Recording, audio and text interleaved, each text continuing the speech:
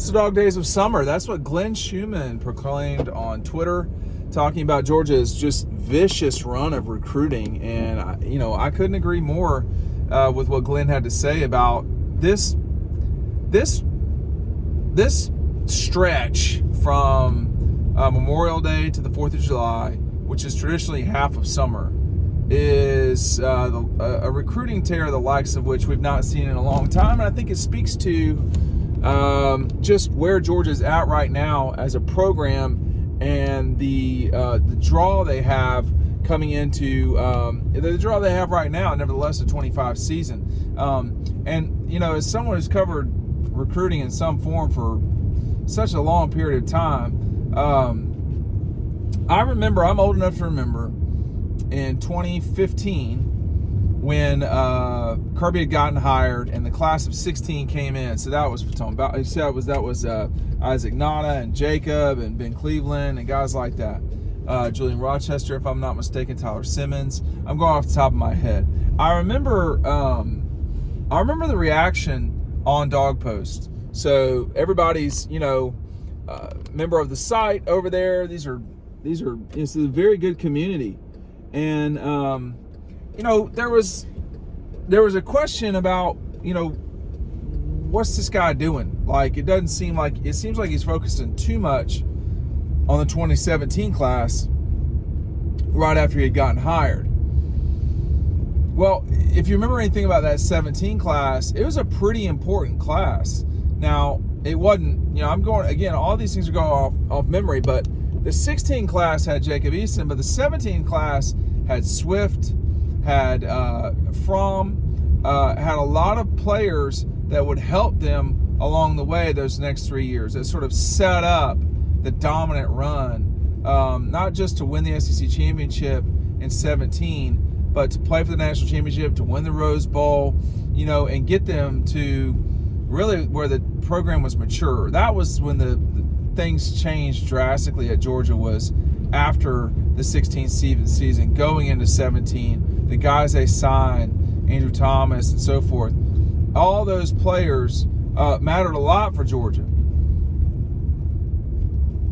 What they've just done is, you see it's easier to see now because of the way the calendar works and the condensed nature of the calendar. That's an important thing to remember as far as where Georgia's at recruiting wise. They can still get the number one class. They may get the number one class because SC is just going to kind of regress a little bit. We'll see. Georgia may need to add a player or two, and there's still a few guys out there. But what's so attractive to people right now is Kirby's ability not just to win football games, win championships. You're looking right now, about every third year Georgia's winning the SEC championship. About every half decade they're winning the national championship. About every third year they're playing for the national championship. So, every year but one, they're in, New Year's Six games, which is the college football playoff. That is hard to turn away from. That is if you're a kid that's, now that NIL has sort of settled down a little bit, there's much more rules in place about what you can and cannot do. There's a clearinghouse. There's all of that. Things are slowing down. They're settling down a little bit. That playing field being leveled, so to speak, may get things back to the way it was when they were ripping up the recruiting trail. That may be what we've seen just now. I don't know. It also may be that I think that actually is a lot of what's going on. Is when everything is pretty even, Kirby's always done a better job of recruiting than the average head coach or even the high-end head coach. That's what separated him. And again, the criticism in 15 or 16, whatever it was, of Kirby from schools that were, that Georgia's in the way for Georgia, Tennessee, Alabama, Auburn, etc. Well, yeah, he can recruit, but he can't necessarily develop. Well, that's kind of like that that line is kind of out the window at this stage. So the question for me right now about Kirby Smart is it's very simple, and I hate to be so black and white about this because life is not black and white.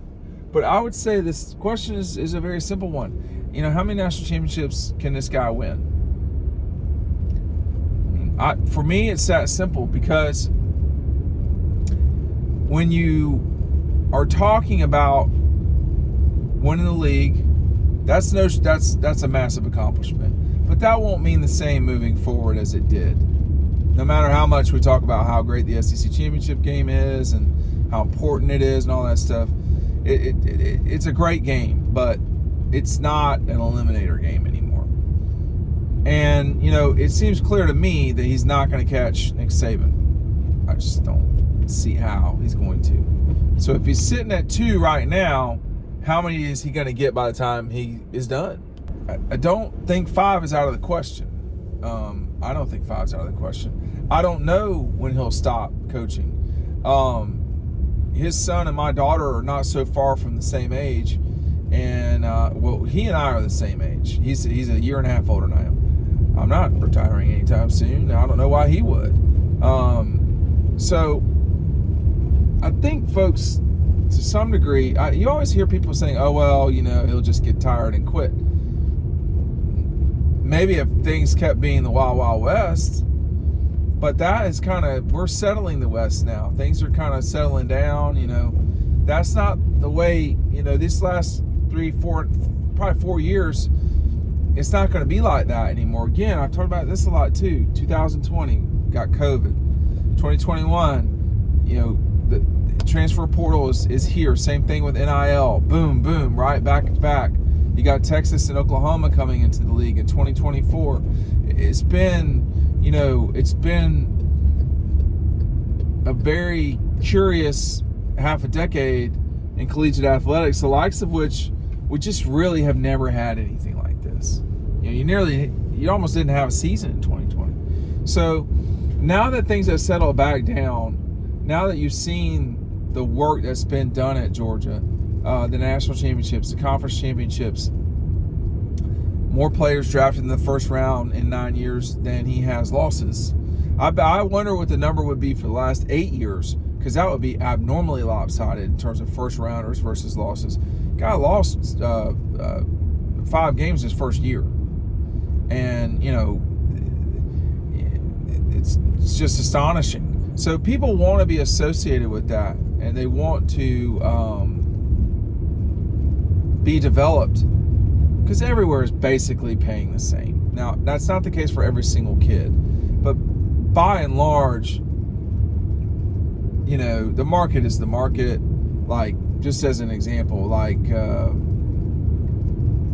an SEC quarterback, no matter where he goes, is going to get about the same. Arch Manning that is not the case with someone like Arch Manning, and probably last year, Carson Beck, that would have not been a good example, because these are established, Carson and Arch, these are well-established names, and like there's things you can do there. But everybody else, you're not going to win a national championship because you have a quarterback. You have to have a team. You have to have a program. Very rarely have we seen one person kind of drag their team to a national championship. I would say, at Auburn in 10, Cam did about as close to that as he could. If you think, but since then, it's really been teams. And, Deshaun Watson and Clemson, they don't win the national championship without that defense. And that defense doesn't win the national championship without Williams playing wide receiver for them. So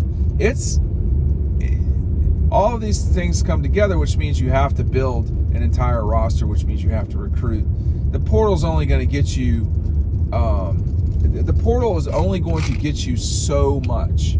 Only so much can you accomplish by building a team with the portal. You don't want to be 1990s Mississippi State and all of your guys on your roster, or like 30, 40, 50% of your roster are guys from junior colleges. Those were transfers. That's the game Mississippi State played, to some degree Mississippi. But it is what it is with that at that time. It is the dog days right now. I never thought that term would be used in an endearing way, but we're at where we're at. They've done a great job this summer, this sort of run of guys from Memorial Day to the 4th. You know, it's been impressive. Now, this section of time right now, you've got a very brief window of time to catch your breath before you get rolling again. You know, media days are this time next week. We'll be in Atlanta doing our thing at media days. That's become such a spectacle of clowns. I don't even know what to say. And I'm not just talking about the coaches and players. That was a joke. But you know, that's the whole thing. But at least it's in Atlanta and not in Dallas. At least it's in Atlanta and not in Birmingham. Birmingham, you just can't do it anymore. Hoover, whatever you want to call it. So it is what it is. But I think this run of recruiting for Georgia, they're going to have to do that. You know, it's clear to me that Ohio State, Alabama, Texas, to some degree Oregon, we'll see about Penn State, but there's a group of schools that are really getting after it right now. That's not going to change. Georgia's one of them. Can't be surprising. Thanks for watching.